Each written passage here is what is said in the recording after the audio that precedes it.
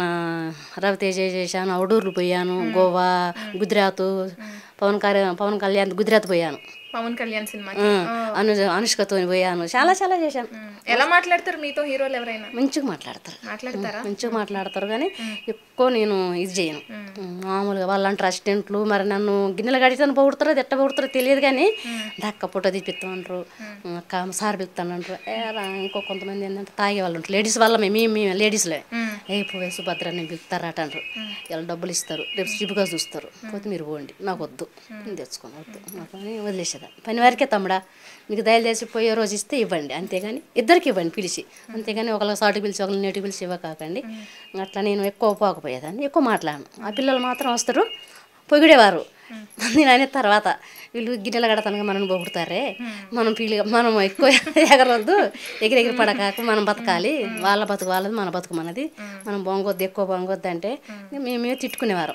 కొంచెం పవన్ గారు పెద్ద పెద్దలు కొంచెం రెస్పెక్ట్కి ఇచ్చి మాట్లాడి పంపించేదాన్ని. ఇంకా చిన్న చిన్న మీరు తీసుకోవట్లేదు చేస్తాం అలాగా తీసుకోండి, మీ మీద తీసుకోండి అంట. కోపం వస్తే కోపం రాకుండా కూలుగా చాలా వరకు అయితే కూలుగానే ఉంటా, చాలా వరకు కూలుగా ఉంటా. ఒకసారి కోపం వచ్చి ఎవరైనా కసురితే కోపంగా ఉంటా, కానీ చాలా వరకు అయితే 100% కూలుగానే ఉంటా, చాలా వరకు కూలుగానే ఉంటుంది. అంటే ప్రొడక్షన్ హౌస్లో అంటే సినీ ఫీల్డ్లో, సినీ ఇండస్ట్రీలో ఎవరికైనా అమ్మాయిలకి వేధింపులు ఎక్కువ ఉంటాయి అంటారు, ఇబ్బందికర పరిస్థితులు ఉంటాయి అంటారు.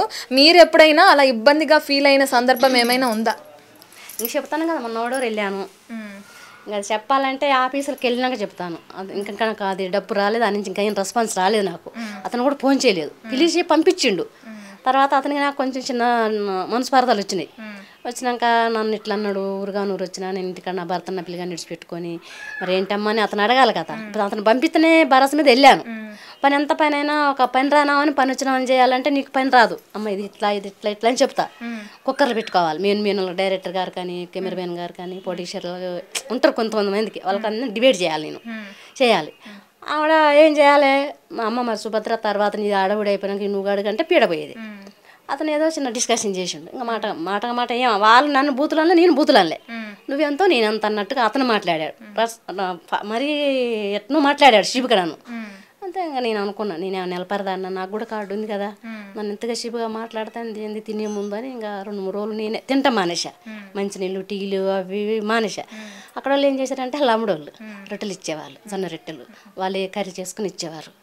అది పొద్దుపొట్టు టిఫిన్ లాగా చేసేది, మధ్యాహ్నం తినకపోయేదాన్ని, మళ్ళీ నైట్ తెచ్చుకుని వేరే వాళ్ళ ఇంటికి పడుకునేదాన్ని, ఈ హౌస్లో ఉండకపోయేదాన్ని. అందరికి ఒకటే 6 బార్ ఇచ్చారు, ఇంకా ఉండకపోయేదాన్ని. ఆ అమ్మ కాడికి పోయి స్నానం చేసుకొని మళ్ళీ 2 రొట్టెలు తిని పడుకునేదాన్ని. మళ్ళీ పొద్దున్నే 4 గంటలకు లేచి వచ్చి క్యారియర్లు రూమ్లో పెడతారు కదా నైట్ భోజనాలు, అవి కడుక్కునేదాన్ని. మళ్ళీ ఎక్సెల్గా వాళ్ళతో వెళ్ళిపోయేదాన్ని, అలా నడిచేదాన్ని. ఇంకా 2 రోజులు 3 రోజులు తిండి లేదు, ఎండ బాగా కొడుతుంది. మరి మేనేజర్ ఎలా కనిపెట్టి కొంచెం ఎందుకు నువ్వు తేడా కొడతాను వచ్చినంత ఇప్పుడు లేవు, సరే ఈ అమ్మాయిని పంపించండి అన్నారు. చెప్పారే ఒకళ్ళు తింటలే తాగట్లని చెప్పారే ఎంపాడు, పంపించండి అన్నారు. ఓకే అన్న ఎగ్జాక్ట్గా వచ్చేసా. నేను ఎందుకు ఏమిటని ఏం డిస్కషన్ చేయలే, ఎగ్జాక్ట్గా వచ్చిన 2వ రోజు 3వ రోజు ఇంకో మీడియం వాళ్ళు వచ్చారు, ఇంటర్వ్యూ ఇచ్చాను. మీరు ఎప్పటి నుంచో వర్క్ చేస్తున్నారు కదా ఇట్లా ప్రొడక్షన్ హౌస్లో, చాలా దగ్గర చేశాను, ఈటీవీలో కూడా చేశానని మీరు ఇప్పుడే చెప్పారు. మరి అంత పని చేస్తున్నప్పుడు మీకు ఆరోగ్య సమస్యలు ఏమైనా వచ్చినాయా? వచ్చినాయి చెప్తాను కదా, పెద్ద ఆపరేషన్ అయింది. తర్వాత ఇట్నే ఇంకా మామూలుగా జనరల్గా ఎక్కువ షూటింగ్లు నడవనప్పుడు బయట పైనకి వెళ్ళేదాన్ని. ఇంక ఇందులో సరిగా అలా టైం టు టైం తినాలంటే సిగ్గిడ్చి తినాలి, ఎదిరియాలి, నువ్వెంత నేనంత అనాలి. నువ్వు కొంచెం నాకు మొఖమాటం ఎక్కువ కాబట్టి తినకనో తాగకనో గర్భసంచిపోయింది, బరువులు మోసి వాళ్ళేం చెప్పరు, కాకుండా ఒకటైనా బాబుకి క్యాన్ ఎడబెట్టమంటే కసురుతారు. ఆ కసరటం ఎందుకు, అదేందో నేనే పడతా తిప్పాలన్నట్టు డేట్లు వచ్చినప్పుడు క్యాన్లు మోసి గర్భసంచి పాడైంది.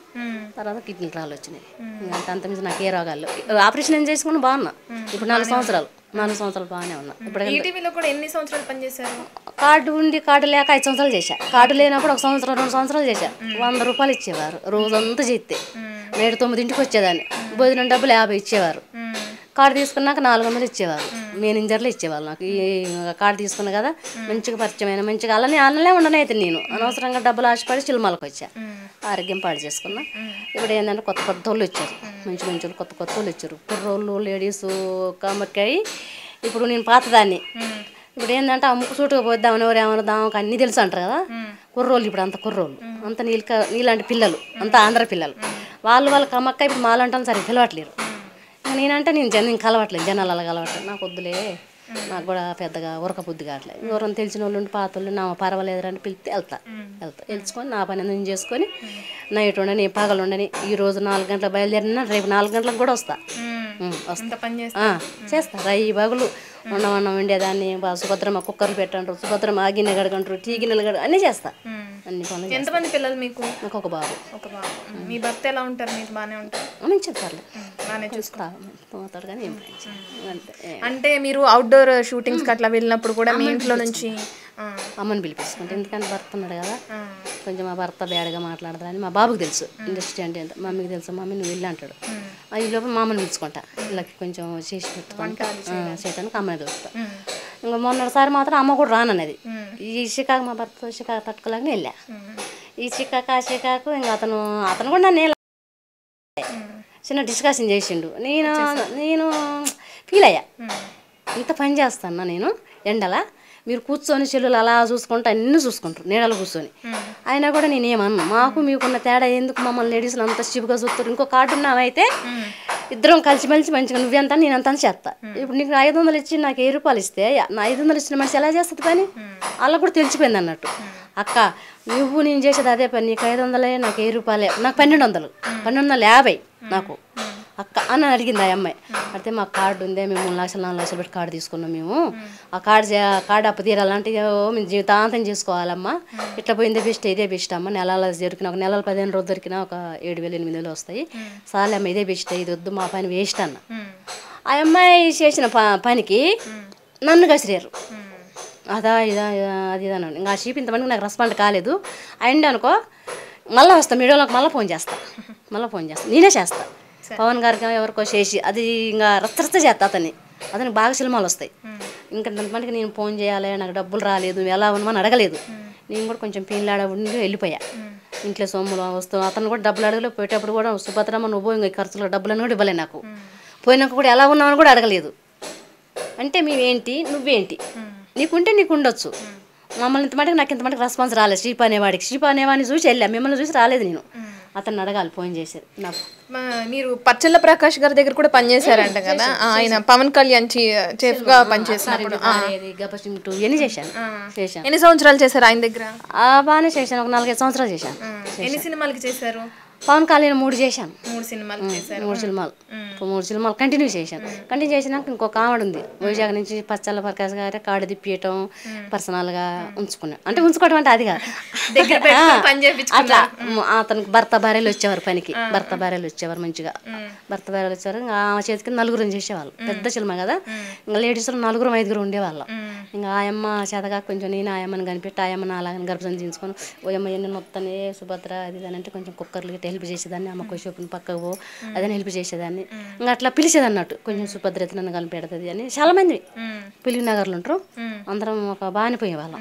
అంటే పవన్ కళ్యాణ్ గారి సినిమాకి ఎంతమంది వరకు పనిచేసిన జనాభా ఉంటారు అక్కడ? ఏమో అది 100 మంది, 500-600 మంది. మరి లేడీస్లో 6-7 ఉంటాం. కుర్రోళ్ళు బాగానే ఉంటారు, అంతా బాగా 25 మంది దాకా ఉంటాం మన వర్కర్స్మే. ఇంకా మిగతా జనాలు అంట జూనియర్స్ అని వాళ్ళని ఫైటర్లని వాళ్ళు ఎంతమంది బాగానే ఏళ్ళల్లో ఉంటారు, వాళ్ళు ఏళ్ళల్లో ఉంటారు. మేము మాత్రం వర్కర్స్ మాత్రం ఈ నుంచి ఇంకా మాకు ఆడికి పడితే గిన్నెలు కూర్చొని తోయిన వాళ్ళని తోయినట్టే, కడిగిన వాళ్ళని కడిగినట్టే, ట్యాంకర్లు పెడతారు మా కాడ. ఇంకిద్దరం మాత్రం బాగా తిరిగిన వాళ్ళు ఇద్దరు మాత్రం కూర్చుంటాం లేవా నుంచి. మా కాడికి కొంచెం పుణ్యాతలు ఉండి తిని రాకుండా అంటే పోయి తింటాం. ఏదన్నా ఆకలి అవుతుంది పావేలు వచ్చి తినొద్దాం పా అంటే పాపం ఇప్పుడు ఆమె కూడా ఆరోగ్యం పాడైందంట.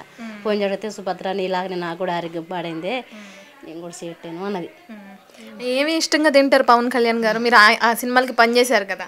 చేశాం కానీ ప్రకాష్ గారు చాలా చాలా పెట్టేవాడు, తలకాయ కూర అని, కాళ్ళు అని, ఫిష్ అని బాగా పెట్టేవారు. పవన్ గారు ఏం తింటారో తెలియదు కానీ ఆయన స్పెషల్ గింత ఆడాడనే వంతాడు. అప్పుడు కొంచెం కొత్త, నేను కాడ తీసుకుని కొత్త, ఎక్కువ పరిచయం లేదు కానీ అంటాడు బక్కది వచ్చిందా అమ్మ చేసుకోవా అనేవారు. అలచ్చిమమ్మ అన్నామా ఉండి ఏందండి అన్ని చేస్తారు మనకు పని దండగా అది అని. మళ్ళీ క్యారేజీలు రిటర్న్ వచ్చేయి అవి మేము తినేవాళ్ళం. అవన్నీ మేము తీసుకెళ్ళి రిటర్న్ వస్తే మేము తినేవాళ్ళం. అన్ని బోళ్ళల్లో పెడతాడు ఆడ. మరి ఆ బోళ్ళల్లో పెట్టిన ఎవరికి ఇస్తారో ఏం చేస్తారో తెలియదుగా, అవి మాత్రం ఆడ కుప్ప పెడతారు. అవి కడిగి వచ్చేదాన్ని, కడిగి మంచిగా నీట్గా చేసి మళ్ళీ ఎలాగొని అలా తూడిసి అన్ని అలా పెట్టి వచ్చేదాన్ని. ఏమన్నా సాయం అంటే మీకు ఇబ్బందికర సమయాల్లో ఎప్పుడన్నా పవన్ కళ్యాణ్ దగ్గర నుంచి ఏమైనా సాయం అట్లా? కానీ 2-3 సార్లు ఇట్నే కొత్తలా మరి ఎందుకైనాయో కానీ ఇట్నే అడ్డం పడ్డా. ఎండల ఇక్కడనే మన బూత్ బంగ్లా అడ్డం పడ్డ. ఇంకా అబ్బాయి ఇన్ఛార్జ్ ఉంటే రాదు నా వల్ల కావట్లేదు ఇట్లా వాంతులు అవుతాయి అంటే కారు ఇచ్చి పంపించారు కానీ ఏమి ఇచ్చి పంపించలే.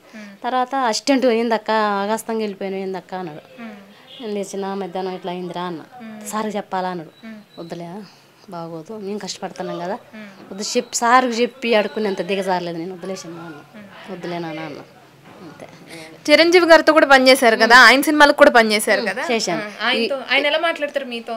మాతోనే ఏం లేదు అందరిలాగానే చూసేదాన్ని. అందరు బెదిరిపోతారు. కొడతాడా మనని? చిరంజీవి మాత్రం పేసుకు పేసి ఎదురుపెట్టేదాన్ని. మాట్లాడారు ఎప్పుడన్నా? పెద్దగా ఏం మాట్లాడలే కానీ చూస్తూ వెళ్తాడు. ఇంకా మేము కూడా ఫోటో దిగుదామే సుభద్ర అనేదాన్ని. వద్దులేవే అడిగడిగి ఫోటో తీసుకోవడం ఎందుకులే. మంచిగా ఉండేదాన్ని అప్పుడు మంచిగా ఉండేదాన్ని. అందరు బాగా మంచిగా అభిమానించేవారు నన్ను మంచిగా సుభద్ర అని. తర్వాత నేను పెరిగిపోయింది ఎక్కువ. అప్పుడు నేను కాడ తీసుకున్నప్పుడు ఇంత లేదు, ఇప్పుడు పెరిగిపోయింది. పెరిగిపోయినాక ఇంక ఎలా జరుగుతుందో ఏమో తెలియదు కానీ ఎవరో ఒకరు చెప్తే మాత్రం వెళ్తా. అంత మించి ఇంకెళ్ళ నేను ఎవరిని కూడా ఎక్కువ ఫోన్లు చేసి అడగా. నాకు నచ్చిన వాళ్ళకే ఫోన్లు చేస్తా. ఎంత కష్టమైన పడి వస్తా. అంత మించి. అంటే కరోనా టైంలో మీకు ఎవరైనా హీరో అన్న హెల్ప్ చేశారు చెప్పారు. కరోనాలు 2 సార్లు వచ్చినాయి కదా. 2 సార్లు బాగా ఫస్ట్ కరోనా బాగా వచ్చినాయి కానీ ఊర్లో ఉన్నా రాలేకపోయినా. అయితే కొన్ని ఏమో నువ్వు వస్తేనే ఇస్తామన్నారు. కొన్ని మా తమ్ముడికి ఆధార్ కార్డు అవన్నీ ఫోటోలు పెట్టి పంపా. అంటే మీ యూనియన్ కార్డు ఉంటేనే ఇస్తాము అన్నట్టు. ఆధార్ కార్డు కూడా కావాలన్నారు. అన్ని ఇక్కడ ఉండిపోయినాయి. అయితే మా బాబు మంచిగా ఫోటోలు ఐడియా పెట్టుకున్నాడు. ఐడియా పెట్టుకుని మా తాళాలకి ఇట్లా అందరూ నా దగ్గర ఉండిపోయింది. తమ్ముడు ఏడు ఉండిపోయినా నేను కొత్తగూడలో ఉండిపోయినా. ఇట్లా అందరు ఫోన్ చేసి చెప్తారు. చిరంజీవి గారు పవన్ కళ్యాణ్ గారు ఆఫీస్కి పంపట్టారు. వాళ్ళని అసిస్టెంట్లని పెట్టి పలానా అడ్రస్లు పెడతాను మా కార్డు పంపిణీ అనుకో నేను మా జనాలను పెట్టి ఇస్తారు. మా తమ్ముడికి అడ్రస్ చెప్తే ఇచ్చారు చాలా మస్తు ఇచ్చారు. కింటాల అంది సాయాలు అందిని. కమలాసన ఆయన కూడా మాకు బిగ్ బాస్ అలా మా సూపర్ మార్కెట్లలో డబ్బులు ఇచ్చిండు. టోకన్లు ఇచ్చారు. అలా పోయి ఇష్టమైన ఇచ్చిండు. అతను కూడా సాయం చేసిండు. చాలా మంది ఈ పవన్ కళ్యాణ్ చిరంజీవి గారు మాత్రం వాళ్ళే ఇచ్చారు. ఎక్కడెక్కడ అడ్డా పెట్టారో నేనైతే లేను. తమ్ముడు అందుకొచ్చాడు. బాగా 2 కిలోలు ఇవ్వనే 2 కిలోలు పుట్నాలు పల్లీలు నూనె చక్కెర టీ పొడి పసుపు అన్నీ మన ఇంట్లో సోదాలన్నీ ఇచ్చారు. 10 కిలోలు బస్తా ఇచ్చారు బాగా ఇచ్చారు. ఆఖరిగా అంటే మీ ఫోటోని అట్లా శ్రీకాంత్ అయ్యంగారు అలా పోస్ట్ చేసినప్పుడు అందరూ మిమ్మల్ని గుర్తుపడతారు. అంత ముందు వరకు మీరు ఎవరికి తెలియదు, ఇప్పుడు అందరూ గుర్తుపడుతున్నారు కదా. అసలు ఆ ఫోటో పెట్టిన తర్వాత మీకు హ్యాండ్స్ ఆఫ్ అని కూడా చెప్పారు. మీరు ఎలా ఫీల్ అవుతున్నారు? ఏం ఫీల్ అవుతాం ఏముంది ఇంకా అప్పుడు లాగానే ఫీల్ అయ్యాను. అప్పుడు కూడా అట్నే అనేవారు. సుభద్ర బాగున్నావా సుభద్రకు వచ్చిందా సుభద్ర మాట్లాడతారు మీతో మామూలుగా ఇంకా అట్లా లుక్ ఇచ్చేవాడు. ఈ బొమ్మకు అందరు లుక్ ఇస్తేవారు. అట్లా ఇంకా ఆడవాళ్ళు ఉంటాం కదా ప్రొడక్షన్ ఈ బొమ్మను చూస్తే అందరు లుక్ ఇస్తారులేనేవారు. అట్లా అనేవారు. మంచిగా రెడీ అయ్యి మంచిగా పోతాం. ప్రొడక్షన్ ఫిలిమ్స్ అదనే ఏం లేదు మంచిగా పోతాం. మన సినిమా హీరోయిన్ లాగానే పోతాం. మంచిగా పోతాం. బొచ్చులు అడిగినా పర్వాలేదు. పువ్వులు గీలు మేకప్ వాళ్ళు ఉంటారు కదా అడిగి పోయి అడక్కొచ్చుకుంటాం. గాజులు మంచి పిన్నులు జడ ఎంత బాగా పెట్టుకుంటాం. మంచిగా రెడీ అయిపోతాం. పొద్దున్న తల స్నానాలకి మంచిగా లుక్ అయిపోతాం. నేను నేర్చుకున్నాను చూసి ఇంకొక నేర్చుకునేది. ఊరు అమ్మాయి నేను కొంచెం ఫస్ట్లో కొంచెం అడిగిన పోయినా చూసి నేర్చుకున్నా. నేను కూడా చూసి నేర్చుకున్నాను అంతేగాని ఏం లేదు. కొంచెం లుక్ ఇచ్చేవారు నన్ను చూసి అంతే. ఈ బొమ్మను చూసి లుక్ ఇచ్చేవారు. సంతోషంగా ఉన్నారైతే అలా ఫోటో పెట్టినప్పుడు ఏమన్నా అనిపించిందా మీకు? నేనేమన్నా అనుకుంటే ఎట్లా సంతోషపడ్డాను అంటే అమ్మాయి ఇండస్ట్రీలో పోయినాక నాకు ఏదో నా ఆఫీస్లో డ్యూటీ ఇస్తారేమో అనుకున్నా నేను. అట్లా అనుకున్నా. ఫోటో తీసుకుని వెళ్ళిపోయారు శ్రీకాంత్ గారు.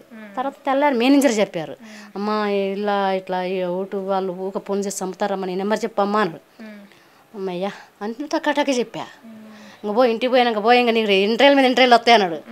ఏం ఇంటర్వ్యూలు వస్తాయి అబ్బా అనుకున్నాం. ఫస్ట్ వచ్చిన వాళ్ళు తీసినాక మా బాబు చూపించిండు. అమ్మ బిత్తిరి ఏంది ఈ దేశం ఏంది అని అన్నాడు మా బాబు. సర్లే మొన్న తెలియక చెప్పిందిలే నాన్న ఏం కాదులే అన్న. ఇంకా ఒక 2-3 వాళ్ళకి క్యాట్ షాప్ పెట్టి మళ్ళీ రిటర్న్ పంపిన. నన్ను ఇబ్బంది పెట్టకాకండి నేను ఇక్కడ లేనని ఏమంటే తీసేసి పంపిన. వద్దు వీళ్ళు ఒక్కొక్కరికి ఇస్తాను మరి మళ్ళీ ఏమంటారు. సరే అమ్మా సరే థ్యాంక్ యూ. మీరు ఇలాగే ఇంకా చాలా సినిమాలకి పనిచేయాలని కోరుకుంటున్నాం. Thank you so much. ఇప్పుడు ఆపరేషన్ లేకుండానే మోకాళ్లకు ప్లాస్మా ట్రీట్మెంట్. మీ ఆర్థోపెటిక్ సమస్యలన్నిటికీ రోబోటిక్ టెక్నాలజీ ద్వారా తక్కువ ఖర్చుతో శాశ్వత పరిష్కారం. Free consultation. ప్రతి ట్రీట్మెంట్ పై 20% డిస్కౌంట్. ఈ ఆఫర్ కొద్ది రోజులు మాత్రమే. త్వరపడండి. V9 hospitals 9281465842.